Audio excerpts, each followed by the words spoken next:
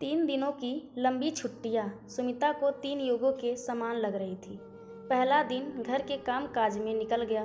दूसरा दिन आराम करने और घर के लिए ज़रूरी सामान खरीदने में बीत गया। लेकिन आज सुबह से ही सुमिता को बड़ा खालीपन लग रहा था। खालीपन तो वह कई महीनों से महसूस करती आ रही थी, लेकिन इस बार कुछ ज़्यादा ही। बाई खाना बनाकर जा चुकी थी। सुबह के 11 ही बजे थे। सुमिता का नहाना धोना नाश्ता भी हो चुका था। झाड़ू पोछा और कपड़े धोने वाली माइयाँ भी अपना अपना काम करके जा चुकी थी। यानी अब दिन भर न किसी का आना या न जाना। टीवी से भी बोर होकर सुमिता ने टीवी बंद कर दिया और फ़ोन हाथ में लेकर उसने थोड़ी देर बातें करने के इरादे से अपनी सहेली आनंदी को फ़ोन लगाया। हेलो, उधर से आनंदी का स्वर सुनाई दिया। हेलो आनंदी, मैं सुमिता बोल रही हूँ। कैसी है, क्या चल रहा है? सुमिता ने बड़े उत्साह से कहा। ओ, आनंदी का स्वर जैसे रिक्त हो गया। सुमिता की आवाज़ सुनकर, ठीक हूँ, बस घर के काम कर रही हूँ, खाना नाश्ता और बच्चे। और क्या तू बता, कुछ कर रही है या नहीं?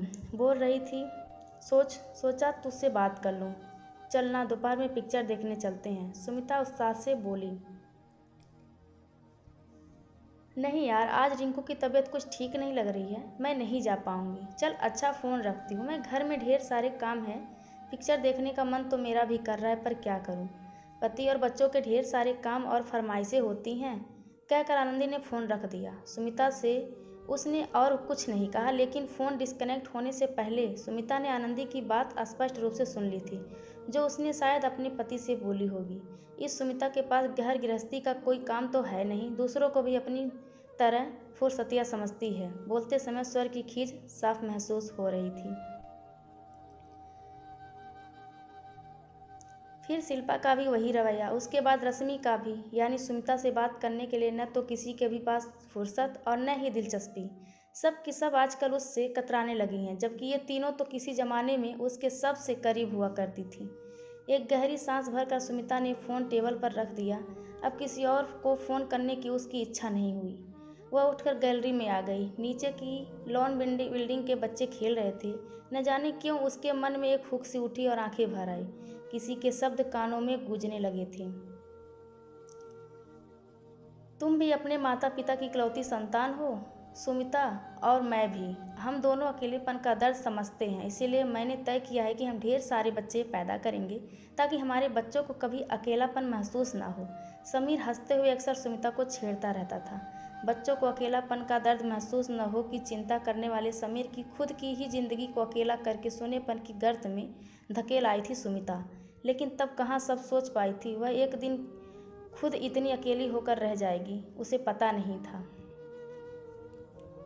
कितना गिड़गिड़ाया था समीर, आखिर तक कितनी विनती की थी उसने, प्लीज़ सुमी, मुझे इतनी बड़ी सज़ा मत दो।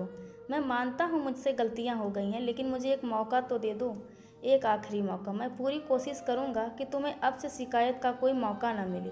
समीर बार बार अपनी गलतियों की माफ़ी मांग रहा था, उन गलतियों की जो वास्तव में गलतियाँ थी ही नहीं। छोटी छोटी अपेक्षाएं, छोटी छोटी इच्छाएं थी जो एक पति सहज रूप से अपनी पत्नी से करता है।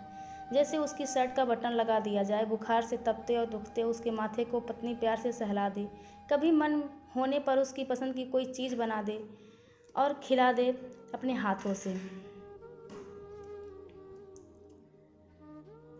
लेकिन समीर की इन छोटी छोटी अपेक्षाओं पर भी सुमिता बुरी तरह से भड़क जाती थी। उसे इन्हें पूरा करना गुलामी जैसा लगता था। नारी शक्ति, नारी स्वतंत्रता, आर्थिक स्वतंत्रता, इन शब्दों ने तब उसका दिमाग खराब कर रखा था। स्वाभिमान, आत्मसम्मान, स्वावलंबी बन, इन शब्दों के अर्थ भी तो कितने गलत रूप से ग्रहण किए थे उसने।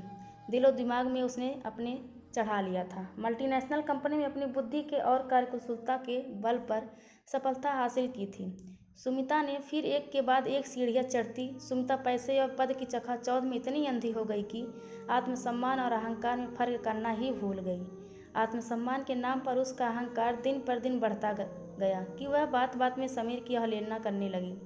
उसकी छोटी छोटी इच्छाओं को अनदेखा करके उसकी भावनाओं को आहत करने लगी। उसकी अपेक्षाओं की उपेक्षा करना सुमिता की आदत में शामिल हो गया था। समीर चुपचाप उसकी सारी ज्यादतियाँ बर्दाश्त करता रहा, लेकिन वह जितना ज़्यादा बर्दाश्त करता जा रहा था, उतना ही ज़्यादा सुमिता का अहंकार और क्रोध बढ़ता जा रहा था। सुमिता को भड़काने में उसकी सहेलियों का सबसे बड़ा हाथ रहा। वे सुमिता की बातों या कहिए उसकी तकलीफ़ों को बड़े गौर से सुनती और समीर को भला बुरा कहकर सुमिता से सहानुभूति दर्शाती।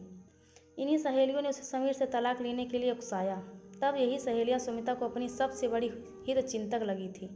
ये सब दौड़ दौड़ कर सुमिता के दुखड़े सुनने चली आती थी और उसके कान भरती थी। तू क्यों उसके काम करे? तू क्या उसकी नौकरानी है या खरीदी हुई गुलाम है? तू साफ मना कर दिया करना।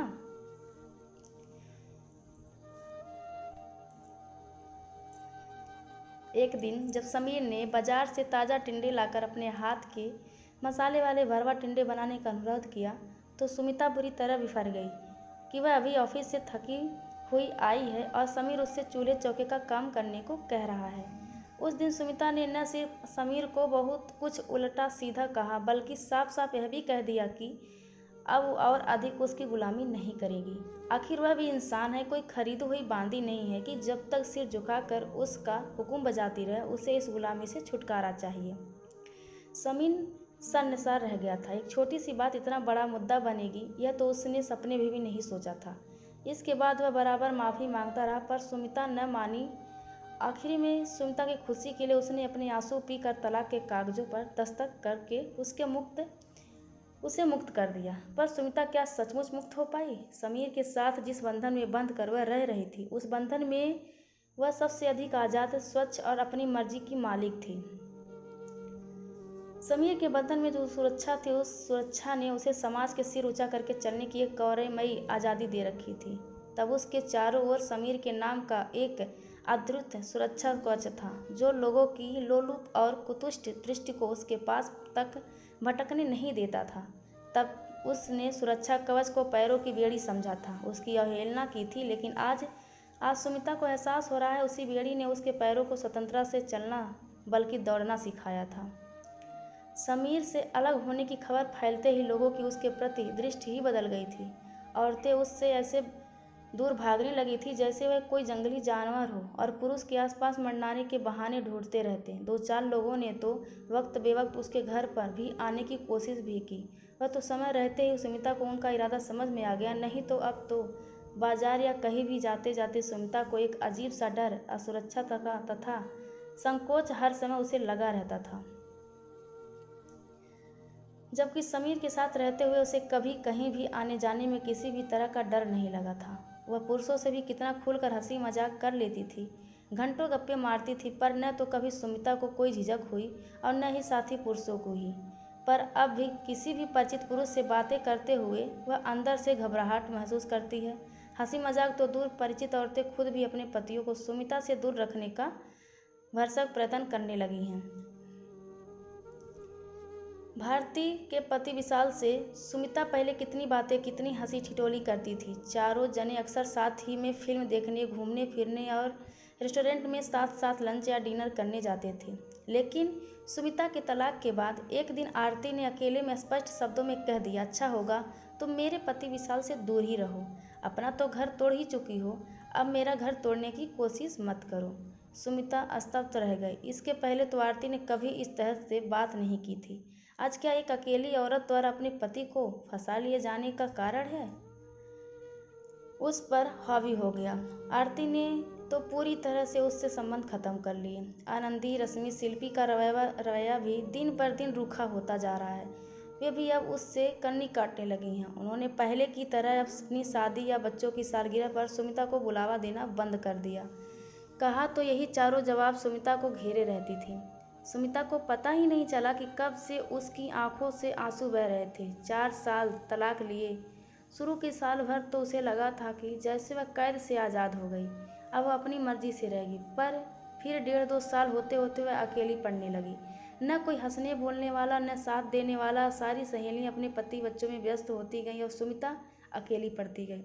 आज उसे अपनी स्वतंत्रता, स्वावलंबन, अपनी नौकरी, पेशा सब कुछ बेमानी सा लगता। अकेले तनहा जिंदगी बिताना कितना भयानक और दुखद होता है ये सुमिता को पता चल गया।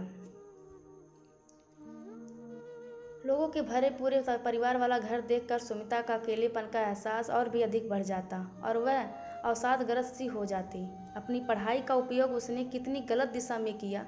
स्वभाव में नम्रता के बजाय उसने अहंकार को बढ़ावा दिया और उसी गलती की कीमत वह अब चुका रही है। सोचते सोचते सुमिता सुबकने लगी। खाना खाने का मन भी नहीं हुआ। उसका दोपहर 2 बजे। उसने सोचा घर बैठने से अच्छा है अकेले ही फिल्म देख कर आए। फिर वह फिल्म देखने पहुंच ही गई। फिल्म के इंटरवल में कुछ चीर परिचित आवाज़ों ने सुमिता का ध्यान आकर्षित किया। देखा तो नीचे दाई और आनंदी अपने पति और बच्चों के साथ बैठी थी। उसकी बेटी रिंकू चहक रही थी। सुमिता को समझते देर नहीं लगी कि आनंदी का पहले से प्रोग्राम बना हुआ होगा। उसने सुमिता को टालने के लिए ही रिंकू की तबीयत का बहाना बना दिया। आगे की फिल्म देखने का मन नहीं किया उसका, पर वह फिल्म देखने आई। अगले कई दिन ऑफिस में ही भी वह गुमसुम सी रही। उसकी और समीर की पुरानी दोस्त और सहकर्मी कोमल कई दिनों से देख रही थी कि सुमिता उदास और बुझी बुझी रहती है। कोमल समीर को बहुत अच्छी तरह जानती है। तलाक के पहले कोमल ने सुमिता को बहुत समझाया था कि वह गलत कर रही है, मगर तब सुमिता को कोमल अपनी दुश्मन और समीर की अतरंग लगती थी। इसीलिए उसने कोमल की एक नहीं सुनी। समीर से तलाक के बाद फिर कोमल ने भी उससे बात करना लगभग बंद ही कर दिया था। लेकिन आज सुमिता की आंखों में बार बार आंसू आ रहे थे, तो कोमल अपने आप को रोक नहीं पाई। वह सुमिता के पास जाकर बैठी और बड़े प्यार से उससे पूछा, क्या बात है सुमिता, बड़ी परेशान नजर आ रही हो। उसके सहानुभूतिपूर्ण स्वर और स्पर्श से सुमिता के मन में जमा गुब्बारे आंसुओं के रूप में बहने लगा। कोमल बिना उससे कुछ कहे ही समझ गए कि उसे अब समीर को छोड़ देने का दुख हो रहा है। मैंने तुम्हें पहले ही समझाया था कि समीर को छोड़ने की गलती मत कर, लेकिन तुमने अपनी उन शुभ चिंतकों की बातों में आकर मेरी एक भी नहीं सुनी। तब मैं तुम्हें दुश्मन लगती थी। आज छोड़ गई ना तुम्हारी सारी सहेलियाँ, तुम्हें अकेला। कोमल ने कड़वे स्वर में सुमिता से कहा। बस करो कोमल, अब मेरे दुख मन पर और तीर ना चलाओ। सुमिता रोते हुए बोली, मैं पहले से ही जानती थी कि ये सब बिना पैसों का तमाशा देखने वालों में से हैं। तुम उन्हें खूब पार्टियां देती थी, घूमती फिरती थी, होटलों में लंच देती थी, इसीलिए सब तुम्हारी हाँ में हाँ मिलाती थी। तब उन्हें तुमसे दोस्ती रखने में अपना फ़ायदा नज़र आता था। लेकिन आज तुम जैसी अकेली औरतों से रिश्ता बढ़ाने में उन्हें डर लगता है कि कहीं तुम मौका देखकर उनके पति को फांसा ना लो। बस इसीलिए वे सतर्क हो गईं और तुमसे दूर रहने में उन्हें समझदारी लगी। कोमल का स्वर अब भी कड़वा था। सुमिता अब भी चुपचाप बैठी आंसू बहा रही थी। और तुम्हारे बारे में पुरुषों का नज़रिया औरतों से भी बिल्कुल अलग है। पुरुष हर समय तुमसे झूठी सहानुभूति जताकर तुम पर डोरे डालने की फिराक में रहते हैं। अकेली औरत के लिए इस समाज में अपनी इज्जत बनाए रखना बहुत मुश्किल है। अब तो हर कोई अकेले में तुम्हारे घर आने का मंसूबा बनाता रहता है। कोमल का स्वर सुमिता की हालत देखकर अब कुछ नम्र हुआ। मैं सब समझ रही हूँ कोमल, मैं खुद परेशान हो गई हूँ ऑफिस के पुरुष सहकर्मियों और पड़ोसियों के व्यवहार से। सुमिता आंसू पोंछकर बोली।